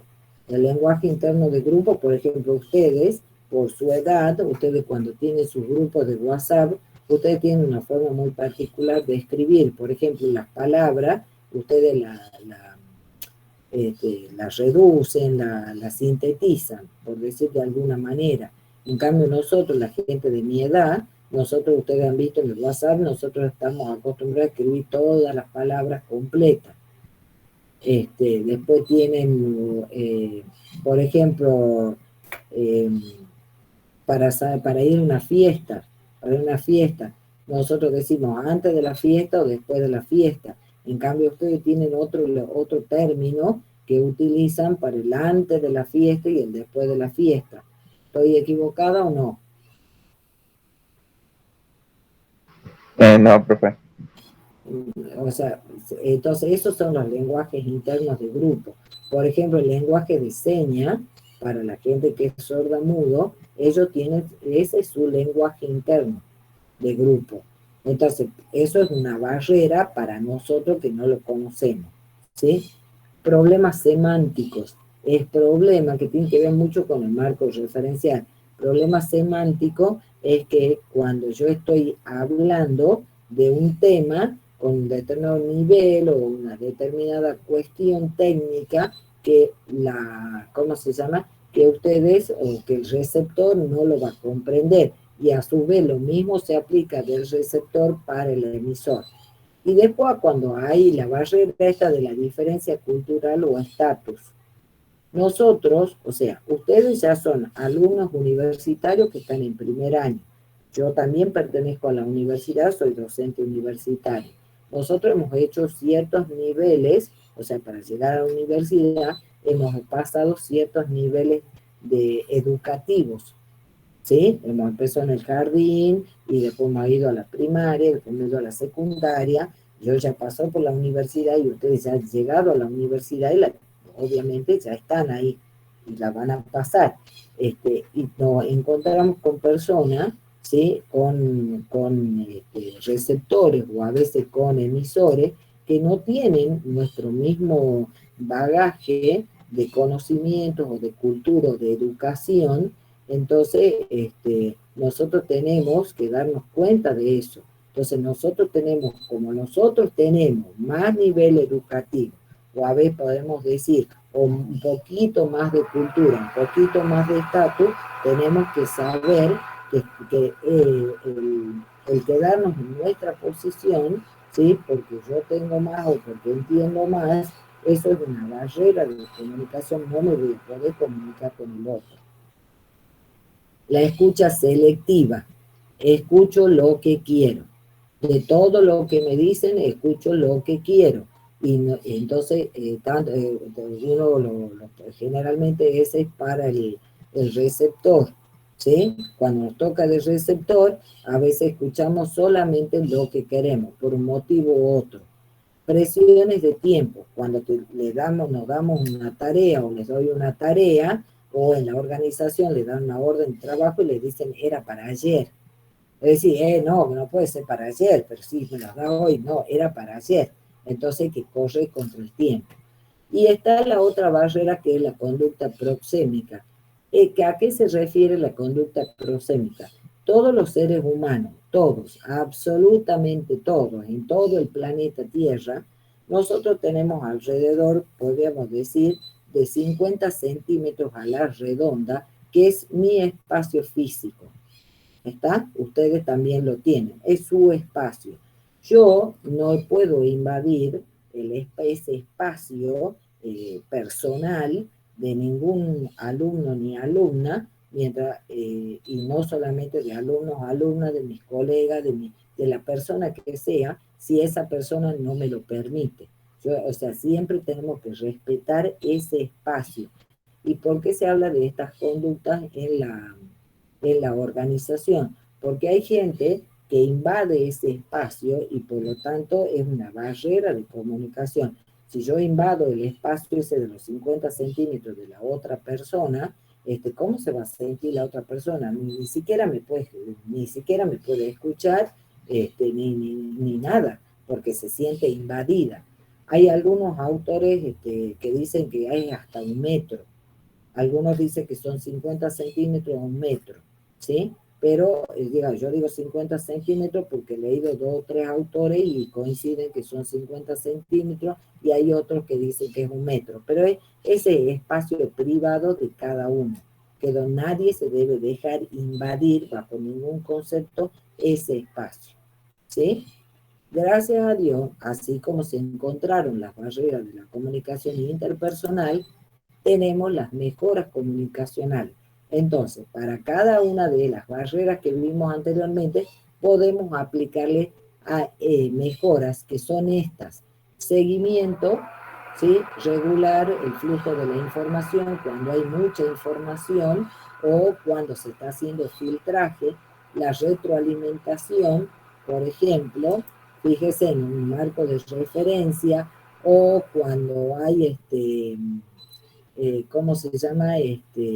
Escucha selectiva también, o cuando hay diferencia cultural o estatus, entonces podemos trabajar con la retroalimentación, en la repetición, ¿sí? Hay que tener en cuenta la empatía, ¿sí? La empatía la voy a usar, podemos resolver con la diferencia cultural o estatus, ¿sí? La empatía es poder ponerme en el lugar del otro. Eso es una cuestión muy difícil, o sea, debería ser una cuestión natural de que todos nosotros como seres humanos tengamos esa cuestión natural que es la empatía, de poder ponernos mentalmente o de alguna manera en el lugar del otro para entenderlo. Pero hay personas que no lo pueden hacer, eso también es cierto, ¿sí? Entonces, ahí podemos trabajar con la empatía, cuando tenemos lenguajes internos de grupo, ¿sí? Entonces podemos trabajar con eso. Incentivar la confianza mutua cuando hay desconfianza, tanto del emisor o del receptor. Hacer escucha efectiva en lugar de escucha selectiva. Cuando tengo problemas del lenguaje, ¿sí? Por ejemplo, con problemas semánticos y marcos de referencia, puedo simplificar el lenguaje. Y el tiempo efectivo. El tiempo efectivo en lugar de presiones de tiempo. La empatía también puedo utilizarla para mejorar la barrera de la conducta prosémica, ¿sí? Es poder ponerme en lugar del otro, recordar y saber que no puedo invadir ese espacio porque es un espacio sagrado. ¿Estamos? Lo que tiene que quedar claro para ustedes es identificar que todas estas son barreras interpersonales. Para cada una de estas barreras yo puedo utilizar más de una mejor. ¿Estamos? ¿Se entiende esto, no? Sí, profe. Bien. Y veamos las pautas de escucha efectiva. Siempre tratemos de tener comunicación efectiva y por lo tanto también tener la escucha efectiva. No tenemos que hablar de más, tenemos que desarrollar la empatía, cuando hacemos la comunicación interpersonal, establecer el contacto visual, el hacer preguntas, porque el hacer preguntas de lo que está diciendo el emisor está estableciendo, está haciendo esa retroalimentación y completando el proceso, ese gráfico que vimos de la comunicación interpersonal. Asentir con la cabeza o con gestos adecuados. Evitar siempre acciones que distraigan. El parafraseo, ¿sí? Y no interrumpir al que habla. Es difícil. Yo, por ejemplo, siempre interrumpo al que habla. ¿Estamos, gente? ¿Estamos de acuerdo? ¿Algo para aportar o algo para decir?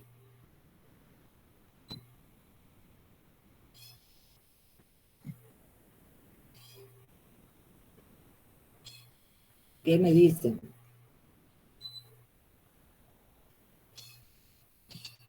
Creo que no, profe, por lo visto. Dice, también el silencio dice.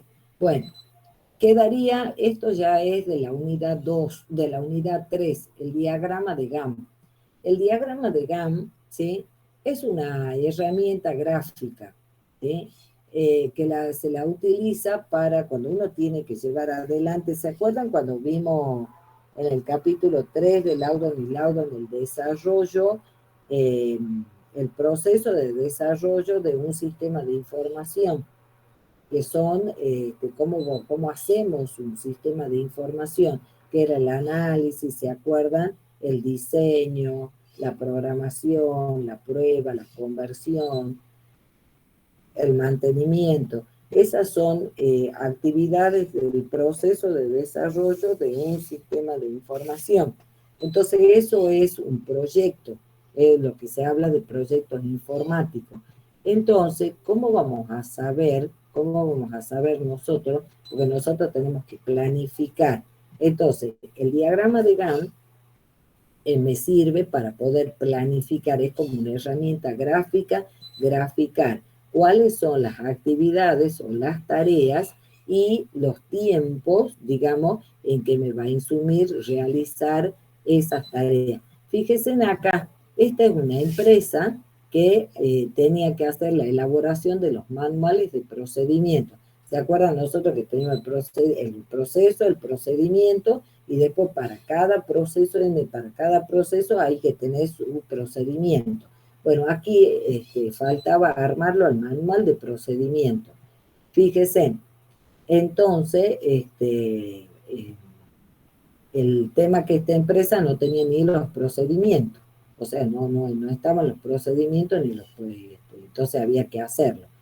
Fíjense, ¿cómo utilizamos el diagrama de Gantt? Se llama diagrama de Gantt porque lo creó un ingeniero civil, porque él tenía varias obras, entonces cómo sabía los avances. Entonces él crea esta gráfica, es tan versátil que hasta en la medicina se la utiliza, en todas las áreas de conocimiento se la utiliza. Y es fácil, fíjense, pueden poner los números de las actividades, una columna de actividades, y lo que hay que tener en cuenta es cuáles son las actividades que hay que realizar. Hay que tener en cuenta cuál es, digamos, el orden que se va a ir o listarlas, y tener en cuenta si yo necesito hacer una tarea, una vez que se termine una, recién comienza la siguiente, o la puedo hacer en forma paralela. Ese es otro dato que tengo que tener en cuenta. Y después tengo que tener en cuenta la unidad de tiempo con el cual estoy planificando. Esa unidad de tiempo puede ser hora, puede ser semana, puede ser meses, puede ser año, ¿sí? Entonces yo tengo que decidirlo a eso. Por ejemplo, en esta empresa, para hacer los manuales de procedimientos, se ha establecido que se va a trabajar en el mes de mayo. Y al mes de mayo, ¿sí? La unidad de medida, fíjense, es por día. Y acá se ha marcado en este caso los días que son feriados. Entonces, ¿qué se hace? Se hace un orden de las actividades, una secuencia de actividades. Primero, por ejemplo, para poder hacer un análisis de relevamiento de datos, obviamente que tengo que recolectar. Entonces dice recolección de datos de la empresa. Lo va a hacer entre el día 1 y el día 4 y lo marca con un determinado color, ¿sí? Vamos a la segunda actividad. Dice hay que visitar, primera visita a la empresa, porque puede ser que haya varias visitas, pero por lo menos hay que hacer una. Y hay que entrevistar después a los funcionarios, los gerentes. Esas dos cosas, esas dos actividades se pueden hacer lo que se denomina en forma paralela. La recolección de datos con la primera visita es secuencial. Primero se deben recolectar datos de la empresa y después se visita y paralelo a que se visita se hace la entrevista. Es como decir, acuérdense del diagrama de actividades, procesos concurrentes o flujos en paralelo. Aquí es lo mismo, en las actividades, ¿cómo va a ser? Hago una primero, cuando la termine esa, recién voy por la siguiente, o la puedo hacer en forma paralela, secuencial o paralela. Y voy marcando, fíjense, con líneas, ¿sí? Y voy avanzando hasta, digo, bueno, esto vamos a comenzar el 1 de mayo y vamos a terminar el 31 de mayo. Esto es lo que está planificado. Y por lo general puedo hacer una línea negra, o puedo llenar la fila. Esto está hecho con Excel. Estamos Manager Project, también este está hecho con Manager Project, es otro software para poder hacer diagrama de Gantt. Me lo puedo graficar de esta manera. Aquí tienen los pasos para construir un diagrama de Gantt. Este es un ejemplo de la administración de un proyecto. Es más, le podemos agregar hasta las iniciales de las personas que tienen a cargo las distintas tareas o actividades. Fíjense, lo importante es tener las tareas, las actividades, las fechas de inicio, las fechas de finalización. Y quién es la predecesora, es decir, si puede ser secuencial o puede ser paralela. ¿Se entiende hasta ahí? Del diagrama. Sí, profe. Bien, el diagrama de Gantt, entonces yo tengo un proyecto, ese proyecto tiene distintas actividades, que hay una secuencia de esas actividades para la secuenciación, para la realización, que pueden ser secuenciales o pueden ser paralelas. Cuando yo tengo las fechas de inicio y fechas de finalización de cada una de las actividades, fíjense, este es un diagrama de Gantt de este caso, ¿sí? Hecho con este software, Smartsheet, ¿sí? Ese es otro, o sea, ya les voy nombrando 3 software con el cual yo puedo trabajar con el diagrama de Gantt, el Excel, el Project Manager y este otro que es Smartsheet. Siempre voy a tener que tener en cuenta las tareas, ¿sí? Y cuando voy colocando el número es por la secuencia, ¿sí? Con cuál es la que voy a iniciar. Hagamos de cuenta, un ingeniero civil tiene que hacer un edificio. ¿Qué es lo que tiene que hacer primero? O una casa, tiene que construir los cimientos, tiene que cavar los cimientos, rellenar los cimientos, tapar los cimientos, ¿sí? Entonces va a empezar cavando los cimientos. Esa es la primera actividad. Por eso, o tarea, y ahí le va a poner el número de forma secuencial. Fechas de inicio y fechas de finalización. Obviamente que esto es estimado, porque estoy planificando. Del caso ese, que quieren abrir una tienda en Portugal, ¿sí? Fíjense a cómo tienen el avance de las tareas, ¿sí? Ellos han hecho el diagrama de Gantt. Una vez que yo ya tengo el diagrama de Gantt, ¿sí? Puedo ir marcando a medida que se van realizando, porque las actividades, o sea, yo planifico hoy, por ejemplo, para comenzar en mayo, por ejemplo, esto tomamos como mayo que está ahí, mayo del año que viene, ¿sí? Entonces, yo hoy he planificado, hoy 26 de noviembre del 2021 para comenzar el jueves 18 de mayo del 2022. Bien, yo lo tengo al diagrama y lo tengo con un determinado color. Entonces, el día que comience yo esta gráfica la puedo tener obviamente en la computadora, lo puedo pegar en lugar en la pared y voy marcando con otro color el avance. O sea, si ya se ha terminado o no se ha terminado la tarea. Con lo cual después yo voy a tener datos, o sea, voy a tener información de lo planificado y de lo que ha sucedido en la realidad. Entonces, puede hacer tarea que lo pueda terminar antes o que le termine después. Entonces yo puedo ajustar para la próxima planificación. ¿Se entiende eso? O sea, no es muy complicado, es saber las tareas, fecha de inicio, fecha de finalización, cuáles las que van en forma secuencial y las que se pueden ir haciendo en paralelo. Puedo utilizar distintos software para hacerlo al diagrama de actividades.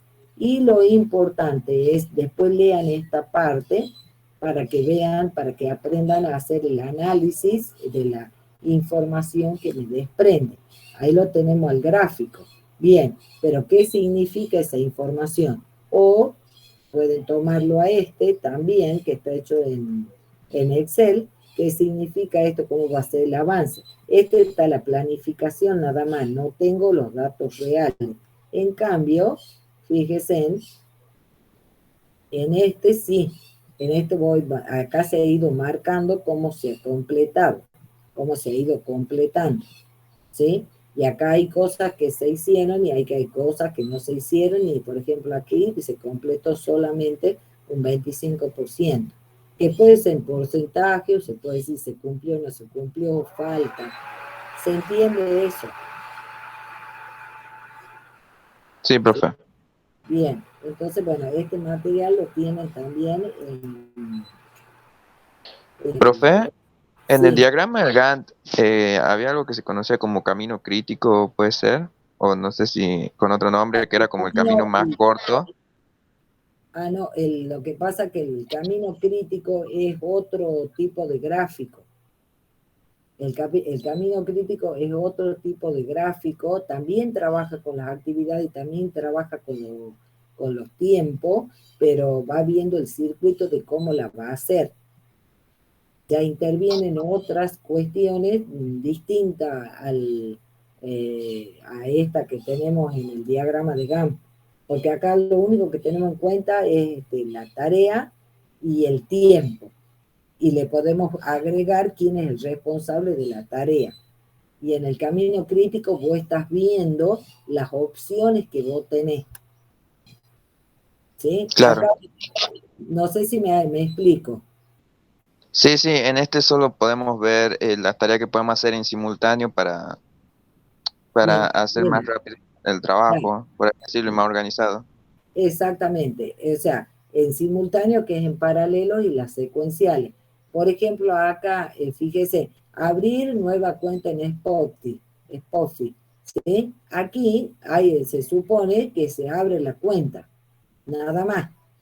Si vamos por camino crítico, usted va a entrar a analizar para abrir la cuenta, quién lo va a hacer, cuándo lo va a hacer, va a ir por este lado, va a ser por este otro camino.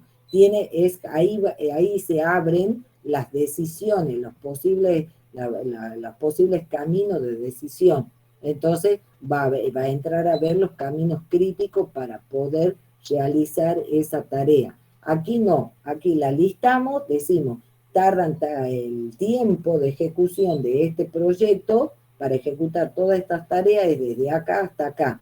Hay que elegir la unidad de tiempo, porque repito, puede ser minuto, puede ser hora, puede ser día, puede ser semana, mes o año. Y de ahí marco las columnas y digo, bueno, empiezo con esta tarea, ¿cuál es la que le sigue? Sí o sí tiene que terminar esta para comenzar la siguiente, o se pueden ejecutar en paralelo. Eso es lo único que tengo en cuenta. ¿Sí? ¿Se entiende?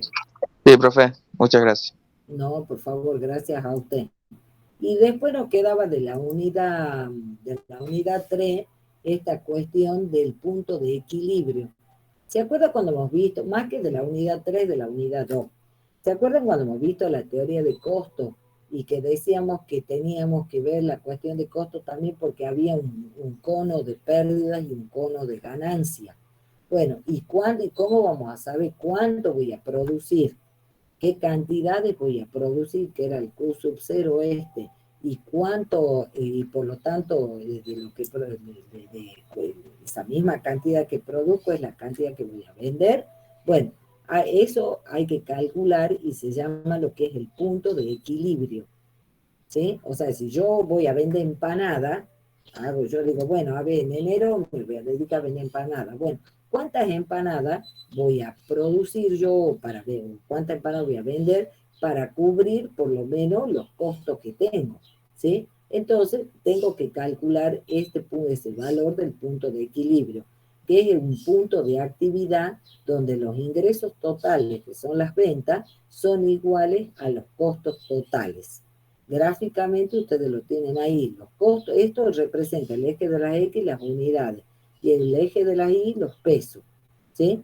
Los costos fijos, no importa cuántas unidades se produzcan, o se vendan, si usted quiere, vendo 0, vendo 10, vendo 20, 200, el costo fijo va a ser el mismo. ¿Sí? El costo variable va a variar de acuerdo a las cantidades. Y el costo total va a partir desde el costo fijo con la intersección del eje de la Y donde están los pesos. Cuando más unidades venda, obviamente que va a tener un costo total. Y entonces, en la intercepción que se da con la gráfica con la recta de las ventas, ¿sí? Ahí, por eso habla donde los ingresos totales, que son las ventas, son iguales a los costos totales, hay un punto donde se tocan. Ese es mi punto de equilibrio. Es un punto de actividad donde no tengo ni pérdida ni ganancia. Es decir, no estoy en el cono de las pérdidas, pero tampoco estoy en el cono de las ganancias. Es decir, es como si me mantengo en el negocio, salgo hecho, así de sencillo. Ese es el punto de equilibrio.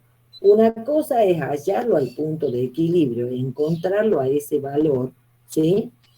Que son las unidades que voy a vender, porque si yo para mantenerme en el negocio, es decir, yo entrego y recibo dinero, ¿sí? Y otra cosa es analizarlo al punto de equilibrio. Entonces tengo que analizar esa información. Tengo dos métodos para poder encontrar el punto de equilibrio. Si a mí me dan todos los valores estos de las ventas, costo total, costo variable y costo fijo, gráficamente este es el modelo, yo lo puedo obtener. Y obtengo este valor, pongo todos los valores para los pesos y las unidades, hago la intercepción de la recta y obtengo por el método gráfico.